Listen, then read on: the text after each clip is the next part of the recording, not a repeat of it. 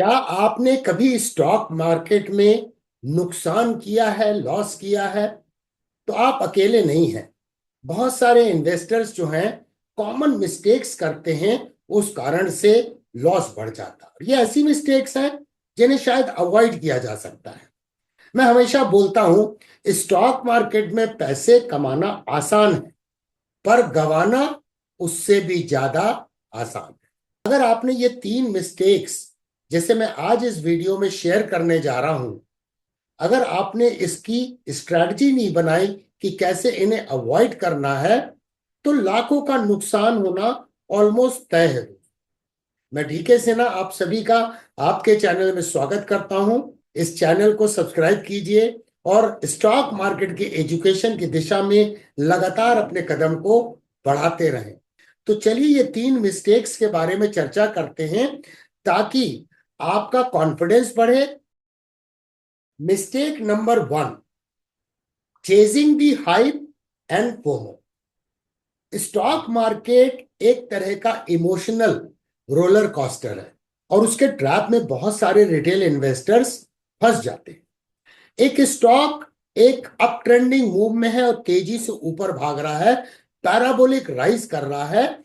और अगर आपके दिमाग में यह विचार आता है कि इस स्टॉक में आपकी अपॉर्चुनिटी मिस हो रही है और आप इस स्टॉक के प्राइस का पीछा करने लगते हैं, जब प्राइस ओवर वैल्यूड है, ओवर एक्सटेंडेड है, आप उसमें एंट्री करते हैं, उसी वक्त पे आप देखेंगे कि स्मार्ट मनी जो है उससे बाहर निकल रही है, क्योंकि उन्हें पता है कि ये स्टॉक ओवर वैल्यूड है और उस कारण से वो स्टॉक बड़े तेजी से गिरता है और आपको बड़े नुकसान का सामना करना पड़ता है।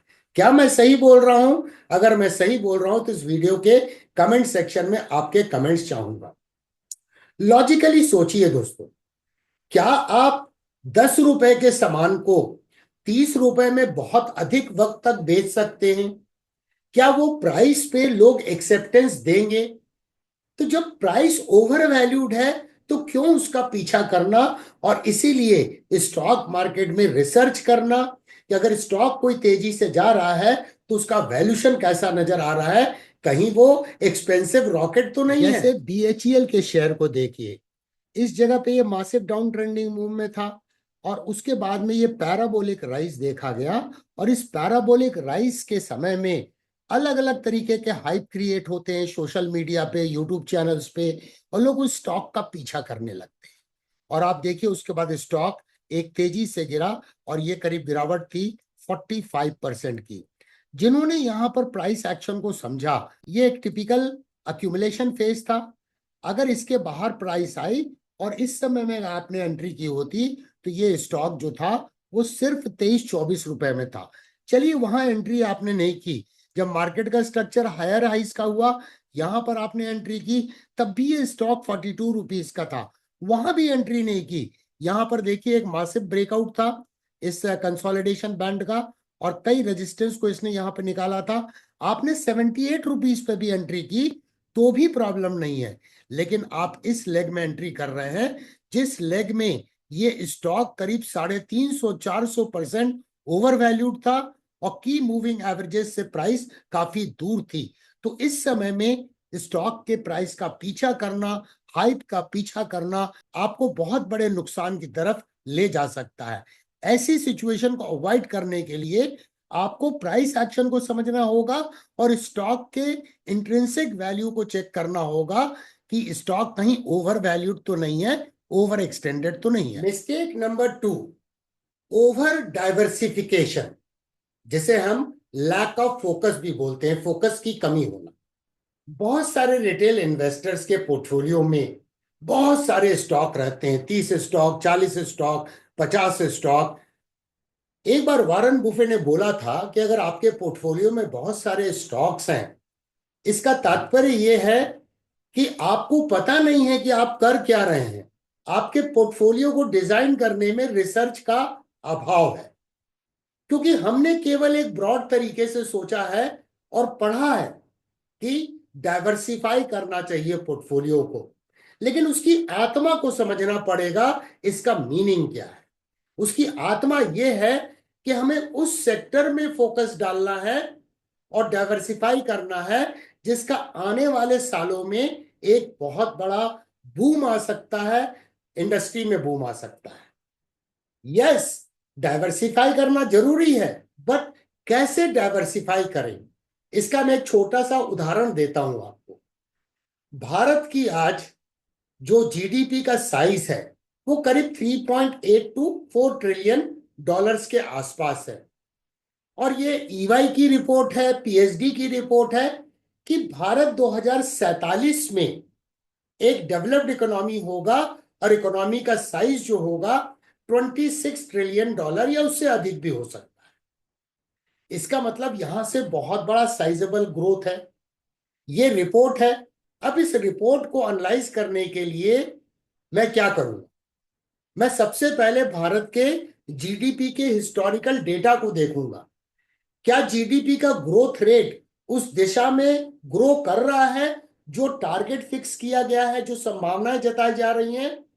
तो यस दोस्तों, अगर 1960 से आप जीडीपी का डेटा देखें तो कंसिस्टेंटली भारत की जीडीपी ग्रो करती हुई नजर आ रही है और एक कांस्टेंट पेस से 32 बिलियन डॉलर जो 1960 में थी वो ग्रो करके 3.8 ट्रिलियन 4 ट्रिलियन डॉलर की इकोनॉमी बन गई है। तो ये संभावना बहुत बड़ी हो जाती है कि भारत की इकोनॉमी 2047 में जाके 26 ट्रिलियन डॉलर की हो सकती है। लेकिन आज की डेट में अगर आपकी उम्र 30 साल है तो आपको अगले 30 साल की प्लानिंग कर रही है। अगर आपकी उम्र 35 साल है तो आपको अगले 25 साल की प्लानिंग कर रही है। अगर आपकी उम्र 25 साल है तो आपके पास तो 35 साल है प्लानिंग करने के लिए। तो ओवर डाइवर्सिफिकेशन ना करते हुए इस थीम को पकड़ना कि भारत एक डेवलप्ड इकोनॉमी बन सकता है। और अगर भारत एक डेवलप्ड इकोनॉमी बनता है, 26 ट्रिलियन डॉलर की इकोनॉमी बनती है, तो क्या यह संभव है बिना फाइनेंशियल सर्विस सेक्टर के, बैंकिंग सेक्टर के, टेक्नोलॉजी सेक्टर के? तो दोस्तों, हमारा फोकस कहां रहना चाहिए? हमारा फोकस होना चाहिए banking and financial service sector and IT sector, technology sector में हमारा फोकस रहना चाहिए। और आने वाले समय में कुछ सेक्टर ऐसे होते हैं जिन्हें हम सदाबहार सेक्टर बोलते हैं, जैसे pharma and health care sector है, जिसकी डिमांड हमेशा रहने वाली है। पॉपुलेशन ग्रो करेगी, डिमांड और बढ़ेगी, तो उस सेक्टर के ग्रो करने की संभावना है, जो आपके पोर्टफोलियो को थोड़ा सेफ्टी भी प्रोवाइड करेगा। उसके अलावा दूसरी थीम क्या है? Sixth wave of innovation. Industrial revolution का सिक्स्थ वेव जो है वो 2020 में स्टार्ट हो चुका है, जिसके 25 साल तक आगे रहने की संभावना है और जो कंप्लीटली टेक ड्रिवन होगा।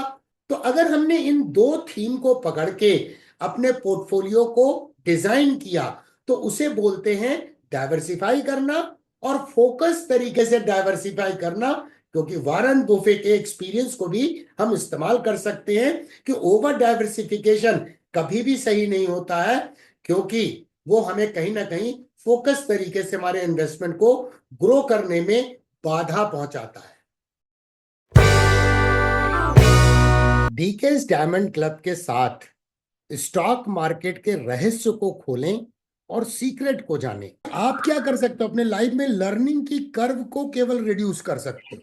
सही। अगर जो मेरे पास नॉलेज है मैं दूसरे को अगर एक्सप्लेन नहीं कर सकता हूं तो वो नॉलेज नहीं है। इस एक्सक्लूसिव कम्युनिटी को आज ही ज्वाइन करें और वीकली लाइव सेशन हर संडे के दिन 4 बजे शाम को अटेंड करें और सीखें fundamental analysis, technical analysis and powerful rule based trading strategy, और अपने आप को इंडिपेंडेंट तरीके से काम करने के लिए सक्षम बनाएं। Today's topic is yield curve inversion. How एक inverted yield curve looks like.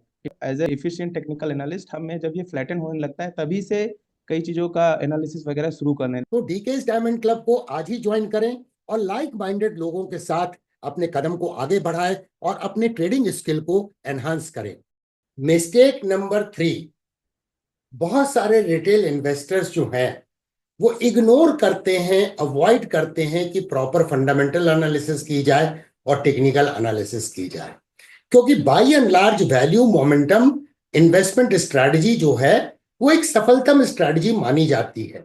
तो फंडामेंटल एनालिसिस आपको बताएंगे कि कौन से स्टॉक्स फंडामेंटली साउंड बिजनेस के हैं, और टेक्निकल एनालिसिस आपको बताएगी कि स्टॉक का मोमेंटम कैसा है। अब ये दोनों चीजें जब कंबाइन हो जाती है तो इसको बोलते हैं हाइब्रिड एनालिसिस। ये अप्रोच बाय एंड लार्ज आपको मदद कर सकती है एक सक्सेसफुल इन्वेस्टर बनने की दिशा में, आपके कदम को आगे बढ़ाने में। तो क्या आप तैयार हैं ये 3 मिस्टेक्स के ऊपर में काम करने के लिए? और यदि आपने ये कर लिया तो आप एक सक्सेसफुल इन्वेस्टर बनने की दिशा में बहुत बड़ा कदम उठाने जा रहे हैं। आपको ये वीडियो कैसा लगा?